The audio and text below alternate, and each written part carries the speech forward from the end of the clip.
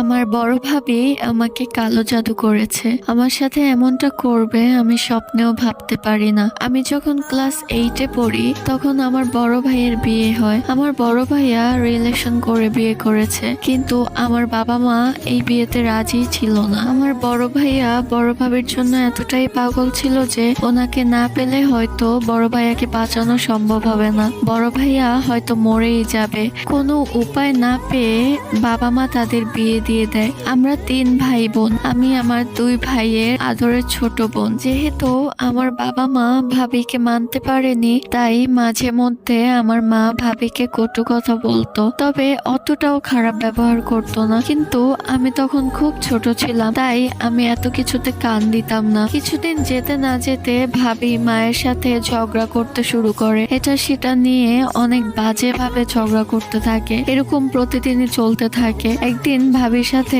ভাবিদের বাসায় বেড়াতে নিয়ে যায় আমাকে। সেখানে তার এক দূর সম্পর্কের মামাতো ভাই রাজীবের সাথে পরিচয় করিয়ে দেয় আমাকে।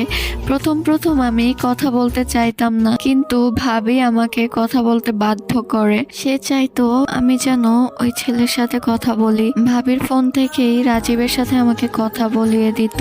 এক পর্যায়ে আমি রাজীবের প্রতি দুর্বল হয়ে পড়ি। এই কথা আমি আর ভাবি ছাড়া কেউ জানে না, কিন্তু ভাবি বড় ভাইয়াকে আমার আর রাজীবের ব্যাপারে সব বলে দেয়। বড় ভাইয়া যখন জানতে পেরে আমাকে বলে রাজীবকে ভুলে যেতে, তখন আমার যেন কিছু একটা হয়। আমি ভাইয়ার মুখের উপর জোর গলায় বলে উঠি, পারবো না। আগে কখনো বড় ভাইয়ার সাথে মুখের উপর এভাবে কথা বলিনি। ভাইয়া রেগে গিয়ে আমাকে খুব মারে। আমিও খুব রেগে যাই। আমি এতটাই উশৃঙ্খল হয়ে গিয়েছিলাম যে তখন আমি রাজীবকে ছাড়া কিছুই বুঝতে পারছিলাম না। রাজীব দেখতেও অত সুন্দর ছিল না, হাইটেও আমার থেকে ছোট, ফ্যামিলি ব্যাকগ্রাউন্ডও ভালো না। কি দেখে ওর প্রতি আকৃষ্ট হয়েছিলাম জানি না। বাসায় সবাই বিয়ের জন্য ছেলে দেখা শুরু করে। অনেক ভালো ভালো সম্বন্ধ আসে, কিন্তু আমি রাজি হই না। আমারও বড় ভাইয়ার মতো অবস্থা হয়ে গিয়েছিল। মনে হচ্ছিল রাজীবকে না পেলে আমিও মরে যাব। একদিন মা আর মামি মিলে আমাকে কবিরাজের কাছে নিয়ে যায়। এরপর কবিরাজ জানায়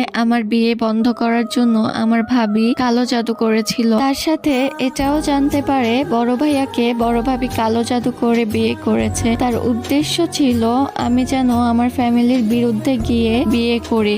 মূলত আমার বাবা মাকে শিক্ষা দেওয়ার জন্যই উনি এই কাজ করেছে। তারপর বড় ভাবি সবার কাছে ক্ষমা চায় তার নিকৃষ্ট কাজকর্মের জন্য। এই সামান্য ঝগড়ার জন্য সে এতটা নিচে নেমে যাবে কখনো ভাবতেও পারিনি।